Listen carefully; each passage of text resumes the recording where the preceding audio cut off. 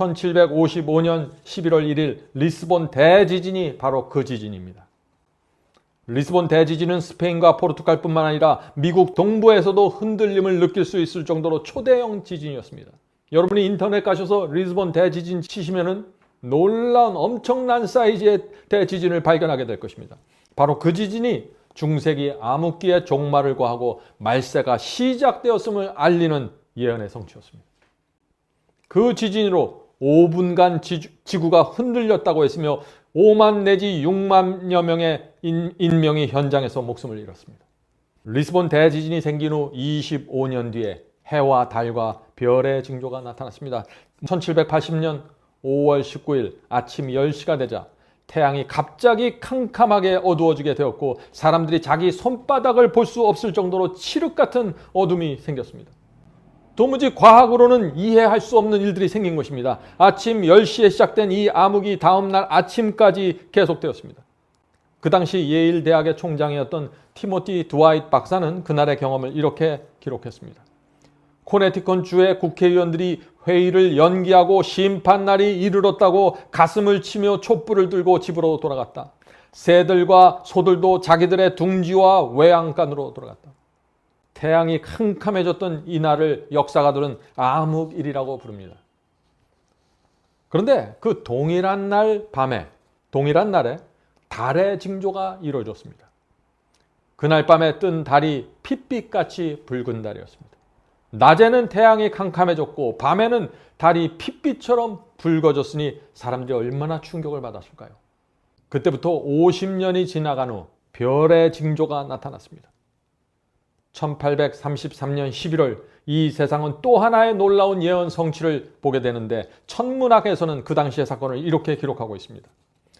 유성들이 떨어지는 현상 가운데 가장 놀라운 현상은 바로 이때 일어났다는 것입니다. 1833년 11월 12일에 일어났던 것으로서 5시간 내지 6시간 동안 1시간에 약 20만 개 이상의 별들이 쏟아져 내려왔다. 말세가 시작되는 그 시작점을 가리켜주는 이 해와 달과 별의 징조가 마태복음 24장 한 군데만 나타난 것이 아니라 요한계시록 6장에도 나타나고 성경 전체에 나타나는 것입니다. 자, 누가복음 21장 보겠습니다. 15절 26절.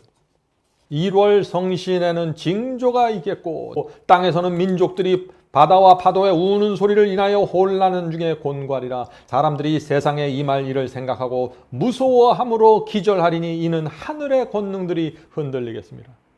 요엘서 2장 31절입니다. 여호와의 크고 두려운 날이 이르기 전에, 자, 여호와의 크고 두려운 날 언젠가요? 그리스도의 재림의 날이죠. 여호와의 크고 두려운 날이 이르기 전에 해가 어두워지고 달이 핏빛같이 변하거든요. 분명하죠. 선지자 요엘도 해가 어두워지고 달이 핏빛처럼 변한 후에 말세가 시작되면서 예수께서 재림하시고 여호와의 크고 두려운 날이 올 것이라고 지금 말하고 있는 것입니다. 이것이 성경의 사상입니다. 사도행전 볼까요? 사도행전 2장 20절입니다. 주의 크고 영화로운 날이 이르기 전에, 자, 이 날이 언제인가요? 재림의 날이 이르기 전에 라는 말이죠. 주의 크고 영화로운 날이 이르기 전에 해가 변하여 어두워지고 달이 변하여 피가 내리니. 성도 여러분, 구약 성경에서 신약 성경까지 모두 하늘에서 해와 달과 별의 징조가 나타난 후에 재림의 징조들이 나타나고 그리고 나서 예수께서 재림하시는 이 말세, 이 장면을 정확하게 반복해서 설명해 주고 있는 것입니다. 다시 예수님의 말씀으로 돌아가 보겠습니다. 마태복음 24장 29절부터 읽어보죠. 29절 읽겠습니다. 해가 어두워지고 달이 빛을 내지 아니하며 별들이 하늘에서 떨어지며 하늘의 권능들이 흔들리리라. 그리고 30절입니다. 그때 인자의 징조가 하늘에서 보이고 그때 땅의 모든 족속들이 통곡하며 그들이 인자가 구름을 타고 능력과 큰 영광으로 오는 것을 보리라. 저가 큰 나팔 소리와 함께 천사들을 보내리니 저희가 택하신 자들을 하늘 이 끝에서 저 끝까지 사방에서 모으리라.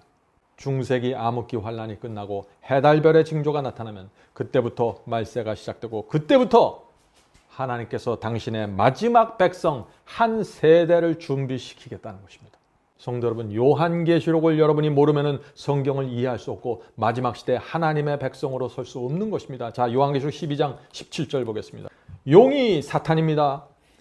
용이 여자에게 분노하여 돌아가서 그 여자의 남은 자손 곧 하나님의 계명을 지키며 예수 증거를 가진 자들로 더불어 싸우려고 바다 모래 위에 섰더라.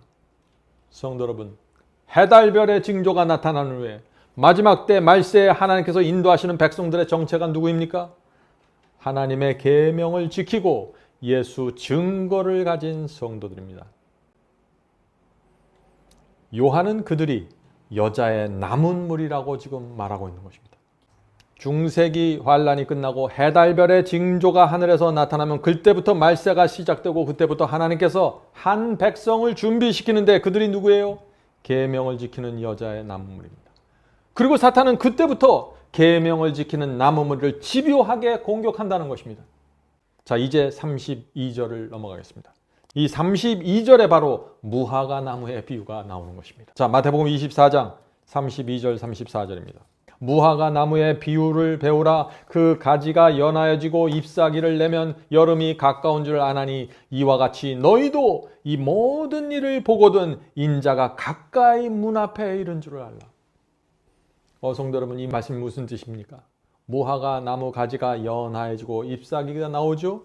그러면 여름이 가까웠다는 사실을 우리에게 말하고 주고 있는 것입니다. 그와 마찬가지로 예수께서 마태복음 24장에서 말씀하신 이 재림의 징조들이 하나하나 차례차례 나타나거든, 모두 나타나거든 예수께서 곧 재림하신다는 사실을 알라고 말씀하시는 것입니다.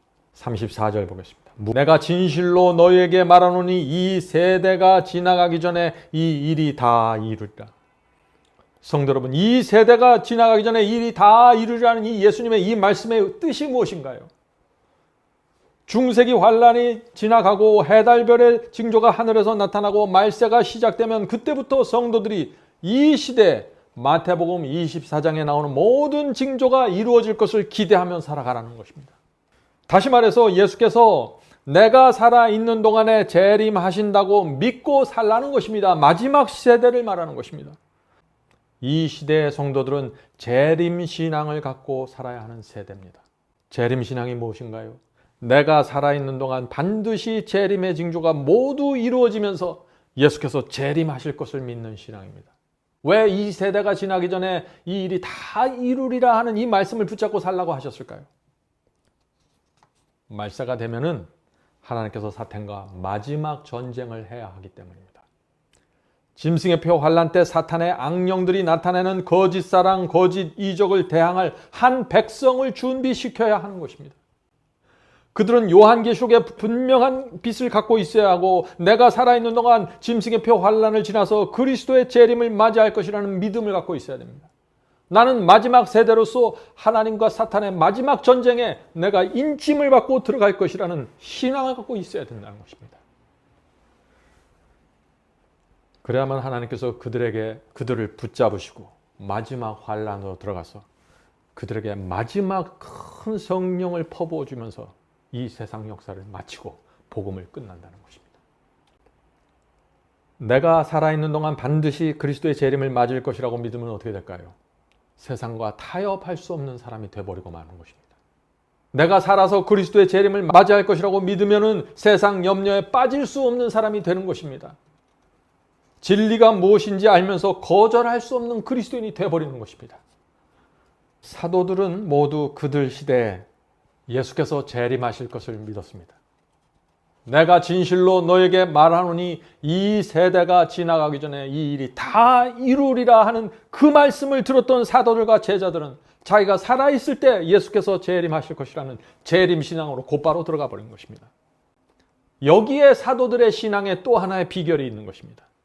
초대교회가 가지고 있던 복음, 초대교회가 가지고 있던 계명, 초대교회가 갖고 있던 신앙, 초대교회가 가지고 있던 그 재림신앙을 그대로 회복하는 것이 마지막 세대라는 것입니다. 주께서 호령과 천사장의 소리와 하나님의 나팔로 친히 하늘로 쫓아 강림하시리니 그리스도 안에서 죽은 자들이 먼저 일어나고 그 후에 우리 살아남은 자들도 그들과 함께 구름 속으로 끌어올려. 바울은 지금 예수께서 재림하실 때 자신이 살아있을 것으로 믿었던 것입니다. 공중에서 주를 영접하게 하시리니 그리하여 우리가 항상 주와 함께 있으리라. 이 세대가 지나가기 전에 모든 징조가 성취되면서 그리스도의 재림을 맞이하여 내가 공중에서 주를 영접할 것이라고 믿고 살아가는 것입니다. 바울은 그런 신앙을 갖고 있기 때문에 충성스러운 신앙을 그가 죽는 날까지 지킬 수 있었던 것이죠.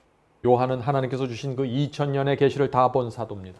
그 2000년의 계시를 다 지켜본 다음에 요한계시록 마지막 장 마지막 절에서 놀라운 말씀을 기록합니다. 요한계시록 22장 20절입니다. 이것들을 증거하신 이가 가라사대 내가 진실로 속히 오리라 하시거늘 아멘. 주 예수여 어서 오시옵소서. 성도 여러분, 지금 요한이 무슨 말을 하는 것인가요? 요한은 세상 끝까지의 계시를 모두 보았던 사도입니다. 초대교회의 말씀이 진리가 중세기에 처절하게 무너지는 모습을 보았습니다. 천년의 중세기의 암흑기 동안 하나님의 십계명이 무너지는 모습을 보았습니다. 수천 명의 성도들이 죽는 것을 보았어요. 요한은 1700년이 지나간 후에 하늘에서 해와 달과 별의 징조가 나타나면서 그때 말세가 시작될 것을 보았습니다.